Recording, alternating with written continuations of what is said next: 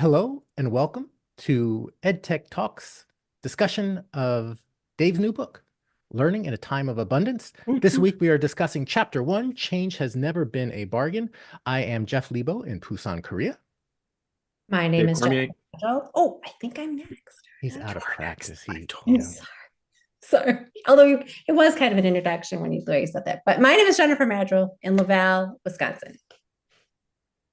You want me to go next? I might as well go next. This is John Schinker in Stowe, Ohio. And I'm Dave Cormier in Windsor, Ontario. So my first question was going to be, it's been a number of years since we've done this on a regular basis, and I was going to ask how everyone's doing after last week's return to webcasting. Any sore webcasting muscles or flashbacks to the 2000 aughts? Clearly, we're all back 100% ready to go like we never missed a beat. Pretty much how I remember things, Jeff. Yeah, we should clarify the order in our pre-show. My microphone doesn't work, Jennifer's camera doesn't work, and nobody knows when to talk. So other than that, we're great. I logged in 90 seconds before we started. So yeah, seems pretty much the same. Before we jump into Chapter 1, any highlights from the past week? Any EdTech news or exciting things to share? It's funny you say that because I've been working away on stuff this week trying to get my head around. I did a couple more AI presentations, more of my March of Sadness. And I was part of a 3-part conversation with some folks on Thursday. And we're seeing schools really try to find a positive narrative. Like, what's the positive narrative look like? Like, it seems like we've transitioned. It's like everybody has now turned the corner. It's funny because I only feel like it's been the last 2 or 3 or 4 weeks, but now everything I'm reading is people, what's the positive input? How are we going to integrate this in? How are we going to get this done? So this being AI? AI, yeah. I think we started at staying away from the fear. Like, it wasn't we should block this, we should stop it, we should try to keep people from using it. Like, from the very beginning, this is here and our students are going to use it, so let's find a way to navigate forward. I think what I've been seeing the last, I don't know, this calendar year for sure, maybe the last couple months, is the move away from how do we use AI to do the same old things better, so all of the marketing is, it can write your recommendation letters for you, and it can create lesson plans, and it can grade your essays and whatever. And our teachers are actually pushing, how do I use this to improve student engagement? How do I create innovative project-based learning things for my kids to do that are relevant to them? So, like, using the AI to sort of help do the things that are hard to quantify instead of just doing the repetitive tasks faster or better. So that leaves me optimistic that we can find ways to use AI to leverage it with our people to make learning better for kids. All right, the optimism spreads. I had an exhilarating week, having a bunch of media to play with and publish for the first time. And so EdTechTalk now has an Instagram and a TikTok and a Threads. And I'm never going to say like and subscribe, be aware and ignore, but they do exist. And just becoming literate, I haven't really published a lot of media in years, and just becoming literate in shorts and the publishing format and how things work was just a week of learning and excitement for me. We're killing it in Korean TikTok because when you publish to TikTok, it uses your SIM card to identify where you are. VPNs wouldn't change anything. So we go like 99% Korean market, but we're getting a surprising number of likes, like more than 200 views and a bunch of likes. Although that's the way TikTok works. Everyone talks about the getting beyond the 200 line. I think it just tosses it out to 200 people. And if it's getting a lot of engagement, it'll keep going. And if not, you get stuck there.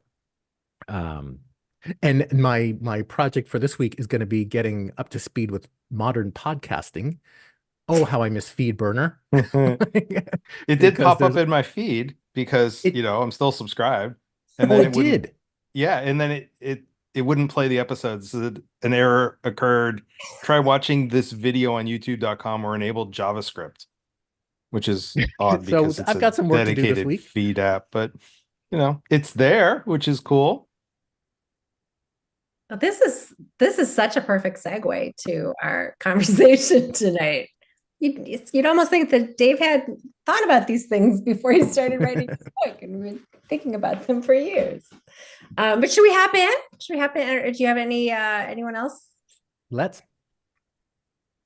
All right, very good. Okay, so to kind of like in the format we did last week, if you guys are okay with it, I'm just going to kind of pepper Dave with some questions, and then I've got questions for us to kind of come back through at the end to kind of think about. So, chapter 1, as we've said, the coverage is on implications of technological innovation. And so, before we start, it's just kind of my aside. My master's degree was at Indiana University in instructional systems technology, and this is a huge part of what we covered way back when, 20 whatever years ago. And they were covering things that had happened from Rogers in the 50s and whatever on diffusion of innovation. So as I was going through it, it's like, oh my gosh, the technology changes, the issues are the same, the adoption and laggards and all those, early adopters, all those types of things were kind of jumping out at me. So Dave, I just kind of wanted to start out, if you could kind of give us a sense, why did you start your book out with this? Like why, this doesn't necessarily perfectly align with the title of your book or what we talked about is kind of the things about abundance and things like that, where you jumped right in talking about technology as a change process. And Dave, to interesting. facilitate the publishing of reels and shorts, can you please limit your answers to 60 seconds of clever, witty banter? No, A no, more, no, a more unreasonable request has never been made. Speed is going to be a problem. You have no idea how much time I spent this week editing Dave. Oh God. No, I'm all under pressure. So first, I switched those chapters around about 17 times at the beginning. So with this kind of thing, where to start is always the question. Do you start talking about abundance? Do you start talking about uncertainty? Do you start talking about the education system? And I think what I was trying to do was get people in the mindset of their own experience rather than the education experience or the theory experience, but really where you're at as a person. And that technological shift is one that people have some kind of direct relationship to. So I was hoping it was the softest start of all of the different options, because it's not really a book about schools, though it I think has implications for how we think about schools. It's a book about how we learn and how that has to adjust as we go forward. And I like, for instance, the reason why I chose the telephone example is it's something that everybody can have some kind of relationship to. And it's interesting because I get much better feedback about this stuff from older people.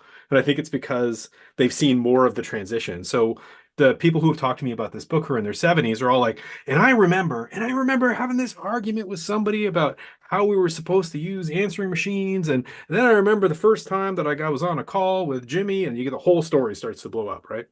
I was hoping it would hit people where they were from. 60 seconds, Chef. Nicely done. Nicely done. But yeah, I mean, maybe this is I'll kind of, maybe we'll pepper some questions to the other two, but I have always considered, and I'm going to kind of bridge to now technology integration and bringing technology into the learning systems and what we do as being a change process because of, like I said, kind of my background with it. So, John, you spend your day trying to get folks up and running on technology and responding to things that are coming in. Have you ever thought of the technology integration and the change aspects of it and how changes to the system and how people react to that change and those issues? I think so. I mean, I think that often I remark more about what it doesn't change and how, we've spent 20 years on educational technology and we've invested all of this time and money into infrastructure and professional development and learning theory. And then you walk in a classroom and it looks very much like it did when I was a student there. I think that the change that we see is more subtle than that. The cultural institution that is school looks like school and looks like school has always looked, but some of the things that are going on are different and technology helps us do those things. I don't know if that answers the question at all. I think that the technology is more incremental rather than transformational. So new things become very shiny and kind of blow up and flash. And then you come back to it a second time or a third time, and then it starts to have a real impact and sort of change the way we do things. So I guess I'm often skeptical of the new shiny thing, because often that new shiny thing has to go through a couple iterations before, people think through the practicality of what the implications are. Yeah, So are that's you buying Dave's argument in chapter one that this latest change is not incremental, that it is transformational? I think that it it took 25 years, it took 30 years, right? I mean, to go from information being scarce to information being abundant took a generation. And that's short in the span of human history, but it's not short within a person's lifetime. If you look at the first time you guys did a webcast, right? There wasn't anybody on the internet yet to hear it. So it's one senator with a phone, but the other Yeah, that's our senators don't have excuse. phones yet. That's why no one was listening. That's why there were only, you had 200 TikTok views because there were only 200 people on TikTok when you started, Jeff. That was but 1998, in case you're wondering, Yeah, Jeff's right. first webcast.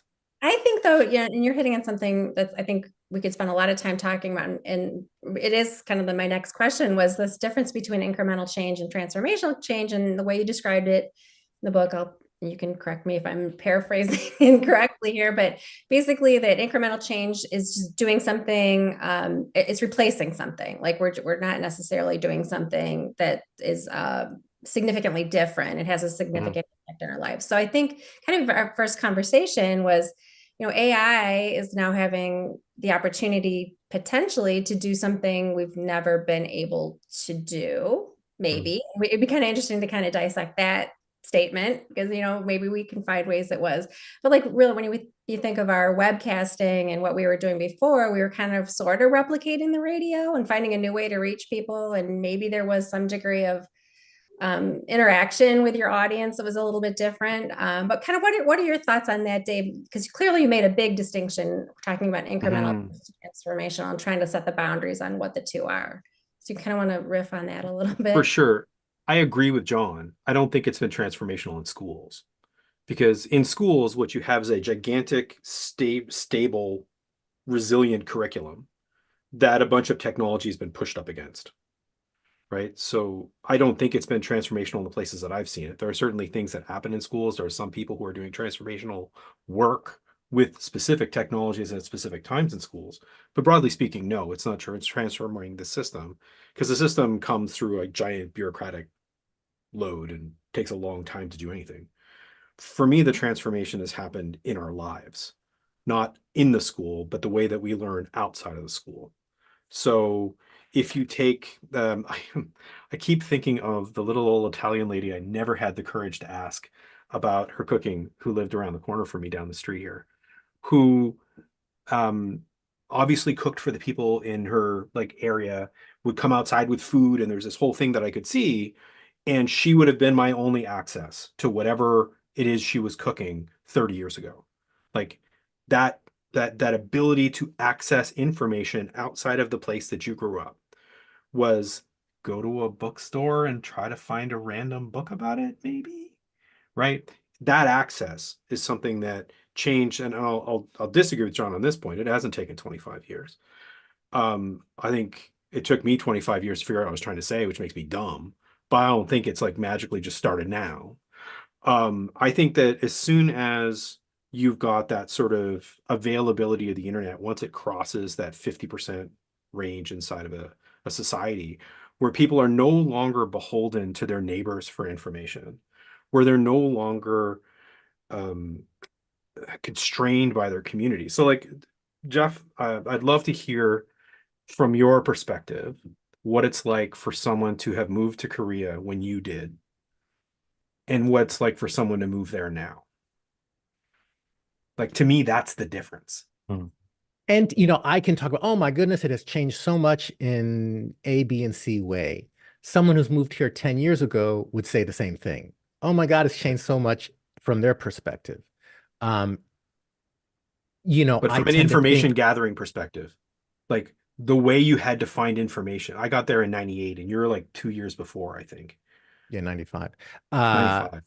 So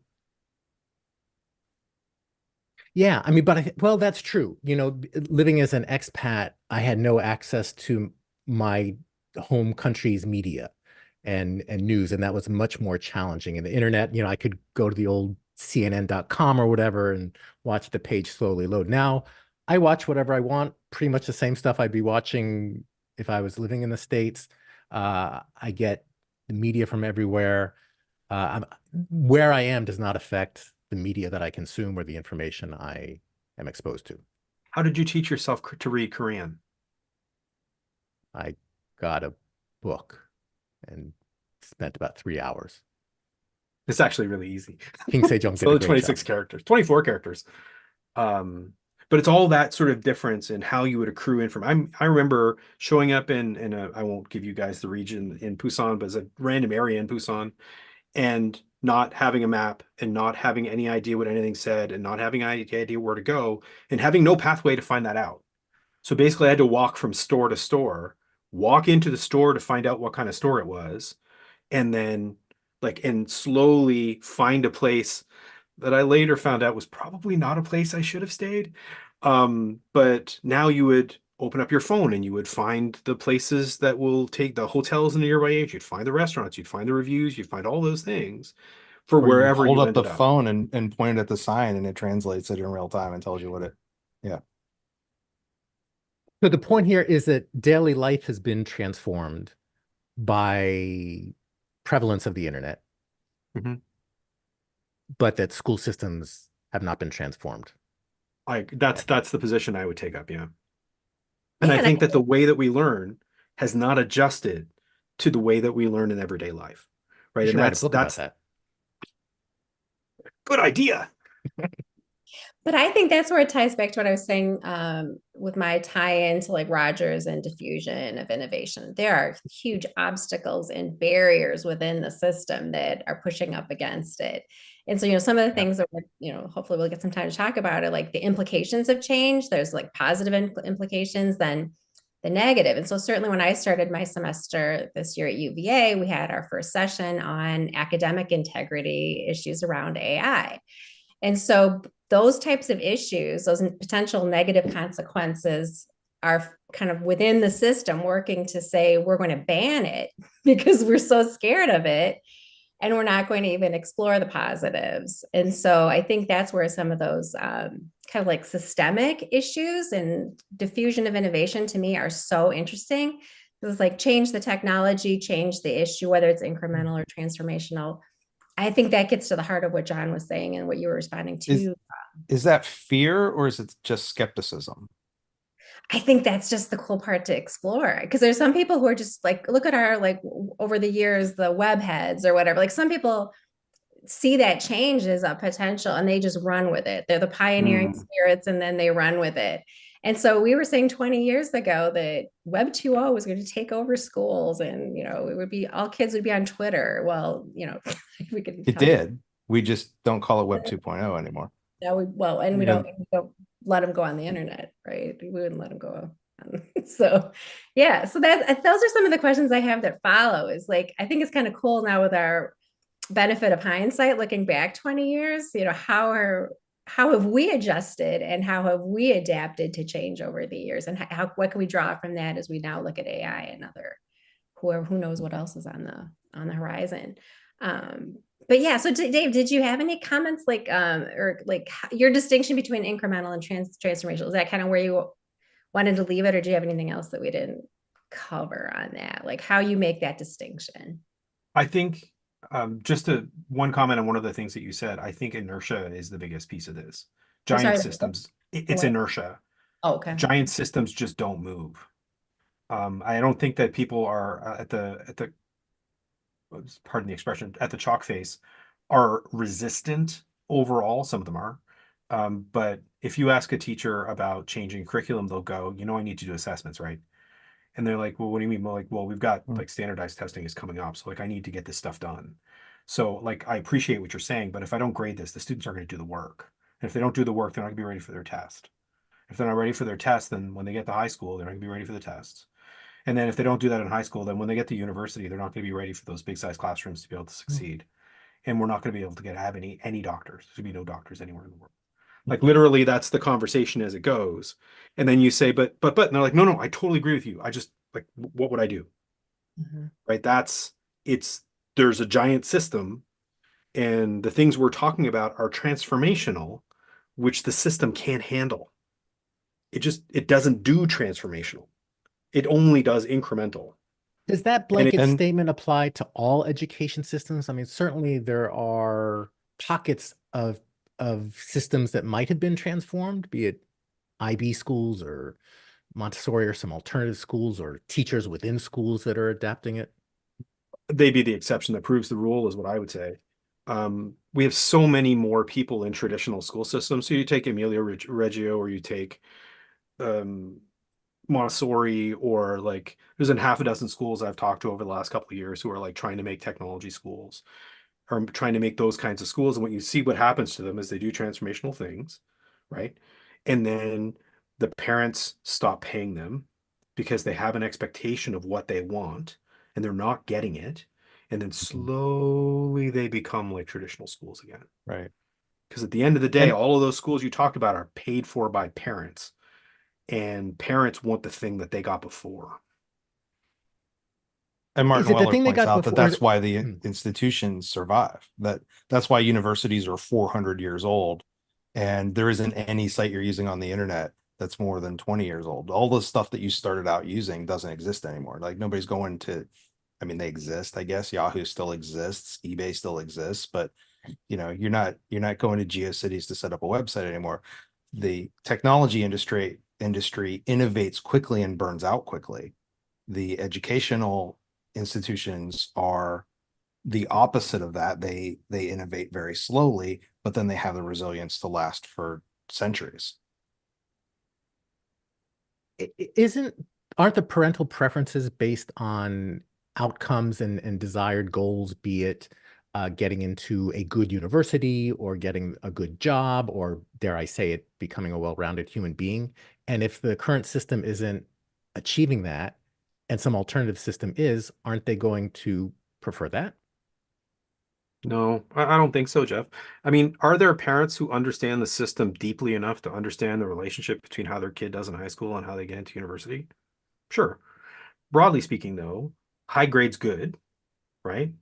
And as long as the grades are high, but not everybody's, because if everybody's grades are good, then my kid's grades being high don't count, right? And so they're not in a position to evaluate how well the system is doing. One, they're not in the school, so they don't see what happens on a daily basis anyway. And we don't talk about, like, if you look at the average system that talks to a parent, whether it be Edsby or school, whatever, John could list off all the names for you, but I've been in some of those conversations. At the end of the day, they tell parents how, like, how well a child has behaved and how well they've sort of done what they're supposed to do, and what grade they got on a test, and whether they went to school, right? Those are not markers that are going to give a quality response to a And then parent. how rigorous is the curriculum? So How rigorous how many years of calculus did they take in high school? So you know, how much time did they waste learning math that time they on didn't need task. to know? Is that how you feel as parents? I had to teach my kid when they were in grade 8, how to play the game of school, because they were trying to learn and it was really hurting them in class. So I Yeah. explained to that child, I said, look, you're in a game. The teacher has something they want you to say, and every time you come up with something else, you're failing at that game. You don't have to believe it, but if you want to succeed inside this system, then it's up to you. But if you do want to win the game, then what you have to do is figure out what game the teacher is playing and just play it. This is not about learning. As soon as I told the child that, and we worked through that, their grades improved by like 15%. And they were and then they managed to figure out how to con the teacher into letting them do whatever they wanted to, which is what they do now. So I totally Well, feel this is that very 100%. depressing. I hope you've got some good news by chapter 6. We started out so optimistic, right? Yeah, I don't know. Look, and I'm not saying there are fantastic teachers in my kid's school or fantastic teachers all over the place. The problem is the system is incredibly resilient. So just to give you one more super optimistic view of the system and as it works, we've moved towards giving kids an amount of money in the university they're going to based on what their actual grade is. So 85 to 90, you get 1,000, 90 to 95, you get 2,000, 95 to whatever, you get 3,000. So the only thing that matters to the parent is what the actual grade is on the assignment. What they learned in it is not, well, they got a high grade, so they learned. Like, it's not that they don't care about learning. It's just they got a 95. They clearly did well.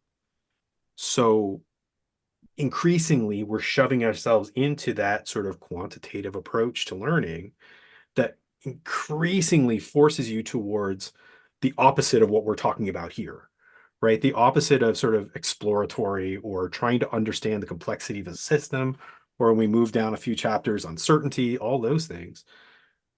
We're getting further away from that when I think we should be going in the other direction. Yeah, and that translates all the way through to college. I can give you example, and I kind of gave you one earlier when I said we started out the semester talking about academic integrity, meaning, can I tell that the work you turned in is your work? Because I have to put a grade on this. And so the reaction at the beginning of the semester, I don't think it's changed much from the university, is we don't use AI to help generate our assignment. You know, that students should not be using it. That would be a violation of our honor code. I don't know how you'd ever detect it. Then you get into issues of like, then I'm sitting here policing it. I'm not even teaching. I don't know what I am. What is my role? What is their role? I'm using AI to generate the lesson plan. They're responding to it with AI, and who's, what are we grading even? What is the outcome that we're trying to measure, let alone figuring out a way to measure it? And so I think that kind of plays in what, again, I was saying, is this whole idea with the system is just going to win because it's just much easier. And then I do want to make sure also, this might be a good segue to your example with the Senate and the phones, because I think the reaction within the system we're seeing in education, this idea that we're going to first off ban it, which is that's like the gut reaction. And then you get people freaking out. They don't want to learn it.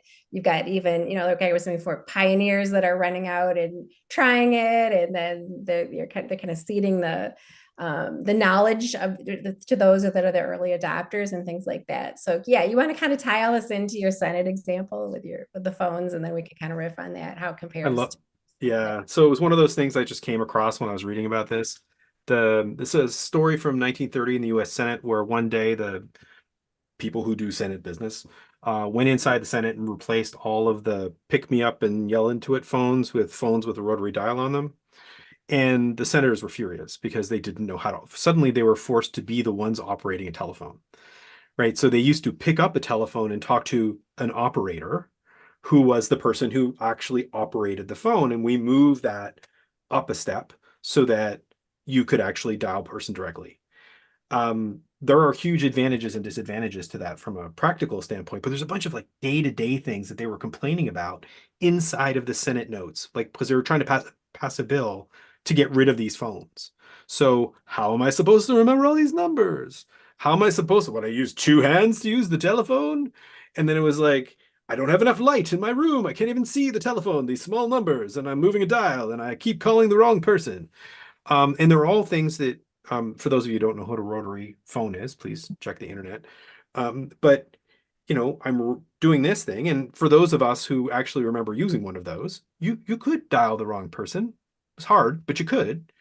But that change, that the sort of technical change, had this huge sort of response. And I think a big part of it, and I think it's something we see anytime we look at the conversation around technology, its abundance, information, and its impact on people, is that people who are successful currently are very resilient. They're very resentful and also nervous and anxious about things that they don't know how to do. So picking up a telephone is something professionally everybody knew how to do one day, and the next day they had no idea. So then they're looking at this thing in their office and going, I used to have this feeling of comfort, pick it up, get me Jimmy, right? And now I have to find Jimmy's phone number first. Where did I put the numbers? And now it's over there. So how do I kind of move over? And suddenly I feel anxious about it. I don't know how to do it. And I think when we look at sitting around the table with decision makers, and I know John for sure has been in a bunch of these conversations. I'm sure, Jen, you've seen that as a consultant. I can't imagine, Jeff, you haven't been pulled in a half a dozen rooms a year to I talk do my about best this. to avoid them, but yeah. Right. But when you sit at those tables, people are like, there's a point at which you can just see them turn off. And you're like, oh, you're not listening anymore, are you? Like I went one step too far, and suddenly the changes I'm talking about don't make any, you do not want to engage with them anymore. And to me, that Senate example has all of those pieces, right? And About by the way, where my we, favorite part of the Senate example were the younger senators who said their version of, okay, boomer, like we like this, that's it's actually more right. convenient. Figure out how to use a rotary dial. Oh yeah, Well, Yeah. sure. I and it's saw the also the presenter. case Yeah.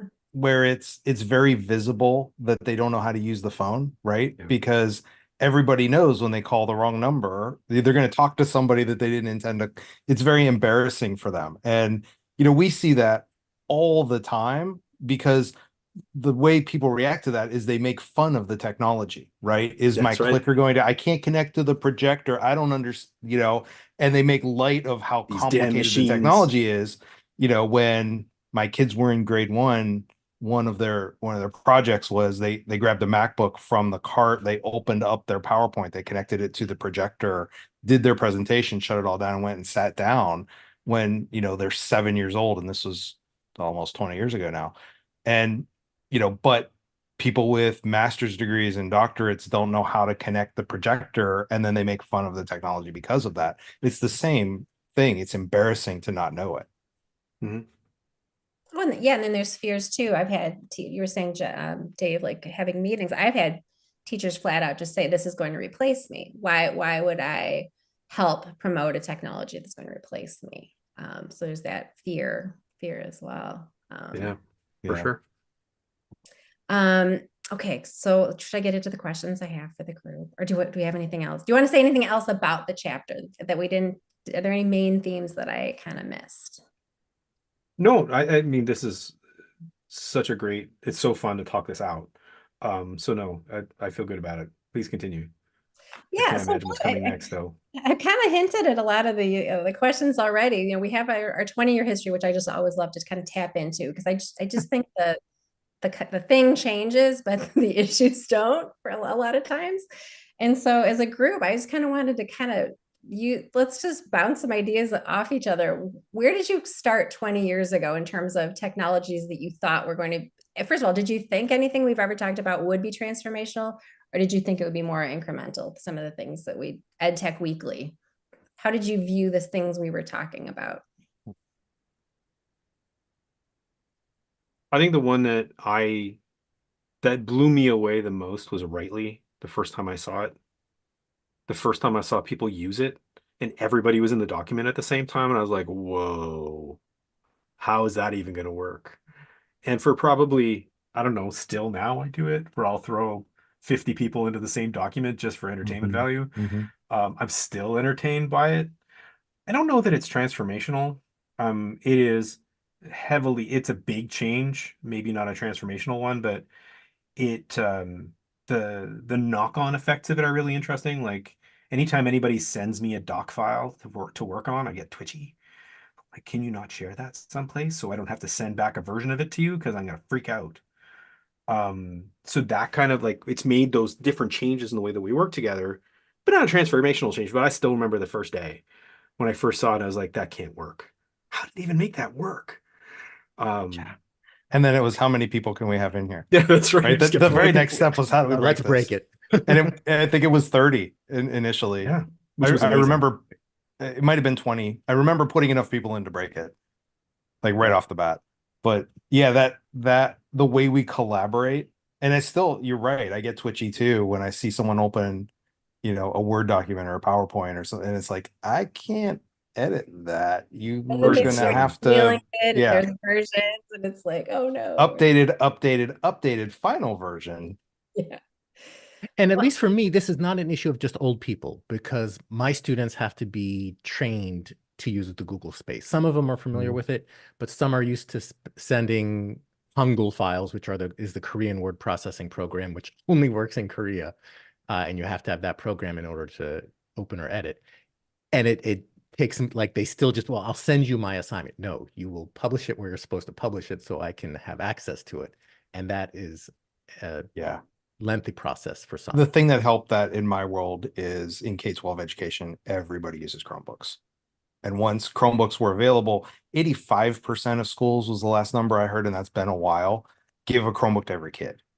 And so the entire industry, if you can call K-12 education an industry, runs on Google. So the people who are dragging their feet, like sending, and the only entity that does it is the state, because the state of Ohio doesn't allow their employees to use Google Docs. So they're sending attachments and, in Microsoft formats, but they're the only ones, right? So everybody else, even new superintendents coming in, new school board members, like everybody's already on board, which is super helpful.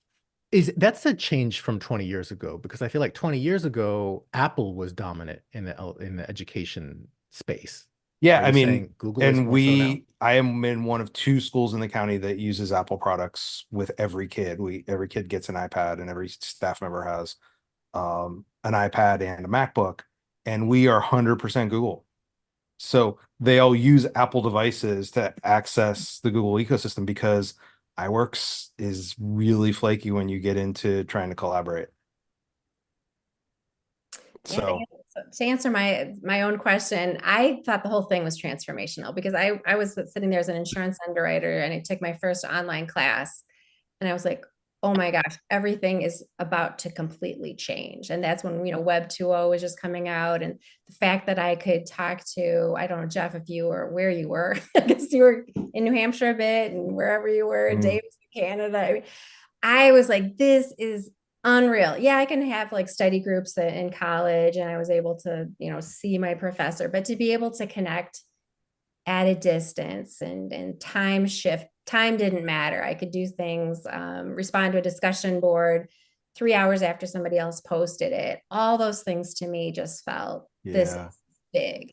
And then, like, over the course of the 20 years, I feel like I've either had to be a salesperson for that, or to like respond to the negative consequences of that. Twitter. Let's say Twitter. Remember how excited we were the first night of Twitter? I don't know if we thought it would like change, geopolitical whatever to this extent, and maybe it has. I don't know. I don't think I was thinking of that when we were laughing about people telling I had a bagel for breakfast, I think is kind of the extent of the conversation. I think it's smartphones more than social media. Remember, we were on Twitter for 3 years before the iPhone came out, right? And if you think about how mobile devices, I mean, just not having to burn podcasts onto CDs so you can listen to them in the car, saved me hours a week. That whole connected everywhere all the time, I think, was maybe as transformational as social media, and the ability for everyone to be a publisher and everybody to share this thing with the world, or as much of the world as wants to pay attention to it. It's fun to reminisce about transformational moments as a Gen Xer. The first one was Pong. Gopher. I When I love started, Gopher, and when I Gopher is on my start, list. which for those who don't know was the internet before the World Wide Web, text-based tool out of Minnesota, I believe. And that was like, wow, oh, okay, I can get information about So, anything. if I can talk about that for a second, pre-Gopher, right? If you wanted information, you had to guess where it was and then go check, right? Yeah. I'm going to FTP to, Washington University in St. Louis and see what's on their server, and if there's anything there I might be interested in. Gopher was the first time you could actually create like a menu or a table of contents that actually pointed to different places on the internet and connected things together. That was Real Player 3 of them. was Sorry, I Real was just gonna Player. say there are Sorry. 3 things, right? There's you say go for, I think of it as the Apache Foundation, but whatever. I can put a thing up. There's search, I can find a thing, and then there's I can get to the thing, so the phone. Right? To me, it's those 3 pieces together. That when I hear Jeff talk about it, those are the elements of it, right? Like I can put it up online so people can see it. I can find it. So that difference between the guessing that John's talking about and then the phone thing that John was talking about, where then no matter where I am, I can do the searching thing to find the posting thing. For me, the next transformation was real player and real audio and realizing that, oh, I can actually publish audio and like there can be this global conversation. And then it was like net to meeting, or I forget what it was called, but it was like the first early Skype kind of thing, where living in Korea, all of a sudden I could talk to my family and friends for free as opposed to paying, $1.50 a minute. Um, and then like when I think about the phone and the whole social media thing, that was more incremental. In the big picture, it was transformational, but I didn't have a moment of like, oh wow, Twitter's going to change the world or Facebook. It's like there was just this flood of new tools and sites and oh, things are becoming more social. That was the frog getting boiled in the pot of water. It wasn't like, and all of a sudden, wow. So how is that similar or different to where we're sitting now with AI? Like, how do you view it? Say it's EdTech Weekly, and Jeff puts in a link. Look at this new Chpt thing. What are we going to do with this? Like, how does that all fit in with what we've seen? I think the most important thing is that it collapses two of the three things that I was suggesting are the most important ones. So it collapses search and content. So it removes the where the thing came from and who actually made it. And that's where I think 20 years from now, that's where we'll see the huge implications, is that it wipes out the human, right? It may have come from humans and eventually it won't. So if you look at, what Tigid Nebru would say, we're going to get to the point where it's going to be AI looking to AI generated text that look to AI generated text to create AI generated text. So I think in the long run, that's the huge piece. On a day-to-day basis, I mean, it's going to lead to some bad report writing, but a lot of bad reports are already out there now. I'm not sure that the balance is going to be worse reports. Jen, Like if you I don't, think go ahead. Sorry. if Jen doesn't mind, I had a question that I actually kind of wrote down. You were in the chapter talking about the example of a child looking for how does a giraffe sleep. Mm-hmm. And you conclude that part by saying the internet is not an abundance of information we want, it's an abundance of all information. Mm. Which to me, okay, so that does that mean the information isn't useful? To me, it made me think about curation and the value of either verified or some kind of human checked uh, source of information. And I thought of like Wikipedia. So Wikipedia isn't perfect, Pretty but great though. it's pretty great. And there's a level of curation that I trust more than just some random YouTube video. So Totally. in this world of AI generating content from AI, is there hope for some kind of human involved curation that will aid uh, that validity and trust? I mean, Give me that'd be hope, man. great. That'd be great. I mean, you remember when we interviewed Larry Sanger about this, right? In 2006. Do you remember that conversation? Where he was like, Wikipedia was only the training program. What we really wanted to do was build Newpedia, which was all expert vetted material so that we could have a trustworthy place to have on the internet. And Wikipedia was supposed to be that. Um, but like I can't imagine how they would have negotiated difficult dialogues in that model, right? Like I don't know how they would have negotiated the current crisis in the Middle East or any crisis in the Middle East, let's face it. Like I don't know how It that gets seems negotiated by doable. Like experts. it seems like you could say, all right, here are a variety of perspectives. And here's this person's background, and here's what you need to know to kind of fully understand where they're coming from. And here's 5 different ones. You can make Except up your that own opinion. in that model, he was paying people.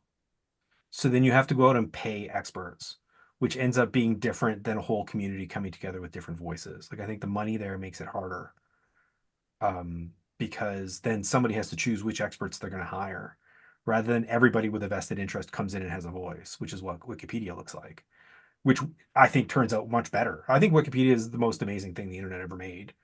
And I think it's amazing. And I will defend it and stomp the floor for it every day because it's still better than almost anything else you're going to use. It was Is, better than AI. is Um, Wikipedia still banned in K-12 schools, John, for anyone who could? Mostly. No, it's I see more pushback in higher ed. Dave can fight me on this, but I think the arguments against Wikipedia that we were having in K-12 15 years ago were still around at least right before the pandemic at higher ed in terms of I think K-12 gave up on vetting sources at some point and just kind of threw their hands up with the I came from the internet and would just leave it at that. Whereas higher ed, I think, wants things to be better cited. And so, and Wikipedia is cited, but it's, well, let's look at the value of these things that are in the footnotes and, make sure that it's all reliable information. At least that was my impression from talking with college professors, before the pandemic. Do you ban many sites, John? Like YouTube or any other? No. The law says we have to ban stuff that is um harmful to minors, child pornography, and obscene. And there are a lot of gray areas there, but for the most part, we leave most of the stuff unless it creates a problem, or something to learn from that, right? Because we certainly talked back in the day, things were banned a lot, right? Teachers would try to use something at school and would not be able to do it. We'd talk about some new technology and they would even one thing I think if I had to critique us over the last 20 years, we were so, and Jeff, I love that you're positive and we're always very positive. But we're coming from a very specific, we all can afford the internet. We can all afford good computers or whatever. And we probably don't spend sufficient amount of time talking about those that can't. And then probably all these privacy concerns and safety concerns and what are they doing with data that we have and things like that. So, again, I feel like the negative Nelly and Jeff is like super positive always, but like, how do You're you beating it out of me? No, I know. Sorry, Jeff. We'll make a grumpy old man out of him yet. That's right. But, how does that all come into play as far as, they're going to be collecting a ton of data on us now, where every time you put in a prompt, somebody's storing what you ask the same way Google or whoever stores what your searches are. Are these things we need to worry about? And is it much different than what we've had to worry about in the last 20 years? Search histories are pretty stark business, man. Have you ever done them on the Google Trends? I'm sorry, what is on Google Trends when you go through and see what the histories of what people have searched? Because this is the same thing that happens on Google, right? They record every search and then that data is available. Those patterns are a little scary already. Well, and on the individual level, I don't know if you guys saw the Social Dilemma on Netflix, but it talks about how these, companies track. They know when you broke up with your partner and what, when your cycle is, like they know way too much on the individual level, all, based on serving up the right amount of engagement and commercial content. So maybe the way to leave it is there are positives and there are potential negative consequences. And we just have to think about those as we're rolling things out. I just want to know which of the thousands of periodic table apps actually survived the test of time. Stay tuned. We'll get back to you on that. Well, that's the extent of my questions. I didn't really have any more to share or to ask. So, the title, Change Has Never Been a Bargain. Yep. All right, Pollyanna Jeff, like, would any of us want to go back to 50 years ago level of technology? Yeah, there is good and bad, and there are concerns on an individual and a societal level, but I like being able to have a conversation with you guys for free, and I like all the stuff I can do in 2024. Great bargain, and I pay so little. I'm sold. It is a bargain. So I'm just going to read the quote that it comes from.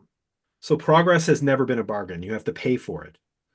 Sometimes I think there's a man who sits behind a counter and says, all right, you can have a telephone, but you lose privacy and the charm of distance. So it's not saying that it's not good.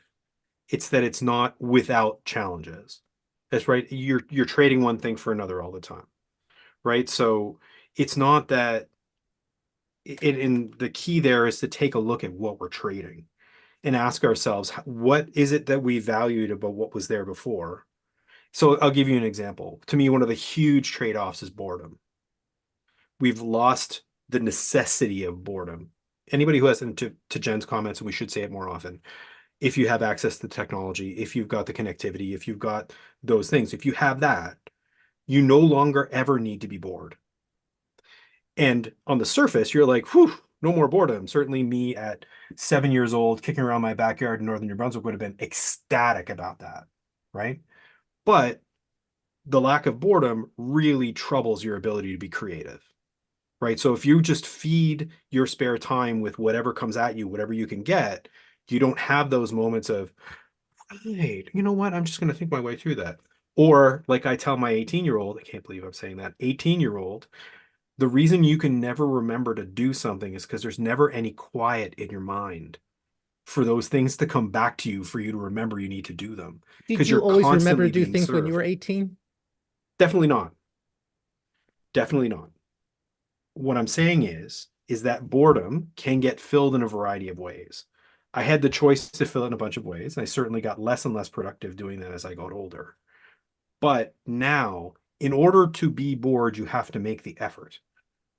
That was not an effort I had to make when I was sitting in my basement when I was 16. But I have to make an effort to be bored. I have to actually choose the quiet. Fair enough. And I think Which is a there great is a skill, and price I to think it's pay. great. And that's all I'm saying. Right. And if you think it's valuable, then we you need get to choose consciously it. hold on to it. Right. To me, a bargain is getting something valuable at a good price. And So to me, I feel you're like, using different definitions of bargain. okay, Dave fair is enough. just saying you're trading something to get Sure. the cool stuff. Absolutely. It's never been free. Never been Uh, free. Said that long. but the other thing I notice in my students is like there's a certain human capacity to naturally compensate. And I see in my students how much they enjoy vinyl, how many are taking photos with traditional cameras, how many are not online. I would say a good 30% ish, just a guess, are not on Instagram, do not have any social media because they are aware of the effect. So, and like there's a certain premium placed on, oh, we're doing like an old folksy, we're gonna go offline for 3 hours, you know? So like I feel like there's still a human capacity to compensate in some ways. But My kid found you're supporting exactly what they're choosing to do it. Right. And that's what I'm saying. So when you think about what you need to teach a child, 40 years ago, I didn't need to tell you to choose to find a place that didn't have entertainment that was specifically aligned to you. I didn't have to have that conversation with you. I had to have the obvious one. You're bored. Can we just find you something to do? Now it's the opposite. So it's not that one is necessarily better or worse than the other. I think the current state probably is a little better. I'm just saying that the lesson is different. And so if we're teaching those kids inside of a school, just to use a random place example, if we're teaching them inside of a school, we have different lessons that they need to learn because of the information ecosystem they live in. And you're saying the system is not doing that very well. I don't know if it can. Best domain name we ever came up with was Trust in Education, teaching responsible use of social technology. Didn't go anywhere, but great name. Good name. But I That's very think good. too, they learn. This is people within the system learn, and kind of what we were talking about last week is folks have seen some of the negative consequences potentially of having Facebook or whatever it might be, and so they learn, and a certain percentage kind of falls off. And plus, it's not necessarily that bright, shiny object that it was to us 20 years. And so it's like, oh yeah, either they were born knowing it and it was always a given versus us kind of like poking around and seeing what it's all about. the bright shiny objects are the novel things, right? That's part of why vinyl is research. My kid found a camcorder in the basement, said, hey, can I use this? I found some because there were some unopened new tapes. I said, why don't you just use your phone? And they said, well, but I want to try to. I said, go ahead. They can't figure out how to put the tape in, which is hilarious. So And rewind. but it's the novelty thing, right? It's not the same thing that they're used to, and that's what makes it cool. That's why we have a Victrola. Do. But Jeff, I'm positive. I would not be hanging around here if I wasn't positive about the potential. Thanks for keeping Aw, hope alive. aw. That's right. See, there's two of them, Dave. Don't get me started though. I could tell you all the things that are going to go wrong. Yeah, and I guess the point of that, to go back all the way back to where Jen was asked the question she asked at the start, why this chapter here? The point is to talk about how those things have changed and the differences that are out there. The very conversation we just had, and we had a much more technical conversation than most people are going to have. This real player probably won't come up in every one of those. Um, but or the Apache Foundation, like, but at the end of the day, those changes are ones that people have felt, right? They felt that their privacy is certainly different than it used to be, right? The ways in which people are trying to scam you are a little bit more complex than they used to be. But at the same time, my mom got phone scammed the other day, which is, 70 years old. We've been doing that forever. So it's not like a fully all the time, but I think people's relationship to how they get information, people's relationship to how they learn things, people's relationship to how they deal with political issues. Those are the ones I really care about. And I think it's the stuff we do the most. So um, I'm right now still trying to write this piece about training people for the stuff they don't care about, which is the vast majority of the training, the teaching that we do. We teach people for the things they're not going to be experts in. For that stuff, I think it's where it really matters, because we're going to go out and use not that book that Jeff learned that probably had all the characters right before it came to him to learn Korean, but random information, which when there's a right answer, like what are the 24 Hangul characters, is fine. But when it's Who to something you vote need to for? vote on or who to vote for, yeah, who to vote for, it's got to be close to you guys right now. I mean, you're running up against the information ecosystem right now in the States is unbelievable, right? How does anybody manage that? Is it that much better in Canada? We're just not as everything's it's like Texas. Like you guys are the Texas of Canada. Everything's just bigger in the United States. Like, yes, we have a big problem here. We have the same political shifts. We've got the leader of the Conservative Party hanging out with white nationalists, and like we've got problems.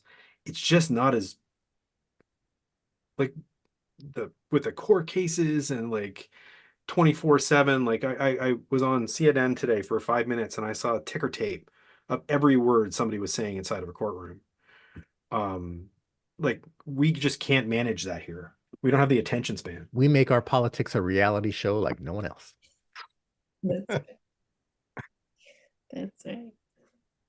All right. Yeah, So what's it's coming up bad. next week? Give us a trailer. What's Abundance. our second chapter? Abundance. Oh, he's got to Oh, go to it's abundance. I just checked in the book. gotta go look. Yeah. Abundance, that whole thing is about how it's the thing the technology gives us. So the first thing is how the technology impacts things. And then the thing the technology I think most impacts is abundance, which goes back to those three things I was talking about. The Apache Foundation, or I can now post things. Anybody can post things on the internet. Search, anybody can find things on the internet. And then let's call it cell phones. Anybody can get access to do those things. It means that we have all of this information all the time. And it used to be that the precious bit of information you had about the cool restaurant was, a thing that you could trade on. Whereas now I'm in a group of 50,000 people in my local community that only has like 400,000, but there are like 50,000 people in this Facebook group constantly talking about every restaurant anybody's ever been to. And it's just a different problem, right? And I think that's the difference we all deal with. And I think it has a huge number of knock-on effects in terms of how we interact with each other, how we conserve or preserve our sanity or whatever. Like even who we're talking about with the politics, right? It's not that it's the first time any election in any country has been fraught. It's that you just have so much more of it. How did we forget? We forgot one, guys. The ability to scale and MOOCs. We didn't say the word MOOC in our transformative, whatever happened to MOOCs. They're supposed to disrupt education as we know it. Have they? Are they? Every time I hear somebody talk about it, he apologizes. It's true. I do. I think there are places where, first of all, the only people who are talking about disruption were people trying to sell you something. Sure. David Um, Brooks, the New York Times. yeah, it was that kind of thing, right? There'll only be 10 there'll only be 10 universities at some point, and nobody who was serious about any of this thought that. I think the real potential was in places where scaling was needed. So like there's been huge successes in places like Malaysia and India, and Indonesia has had huge successes with it. I think there are places where they've managed to do some good work. Well, I think it ties Um, into what you were saying. Are we using MOOCs to learn, or are we using MOOCs to accredit? And I think the accrediting side was a big challenge and didn't scale necessarily in the United States. And maybe you, like you said, some arguments, but the learning part, I think, yeah. I've been able to do a lot of informal learning on your own. Yeah. I think the challenge of connecting is also wrapped up in that. I mean, if education were just about disseminating content, then MOOCs are easy, right? You just disseminate the content to everybody.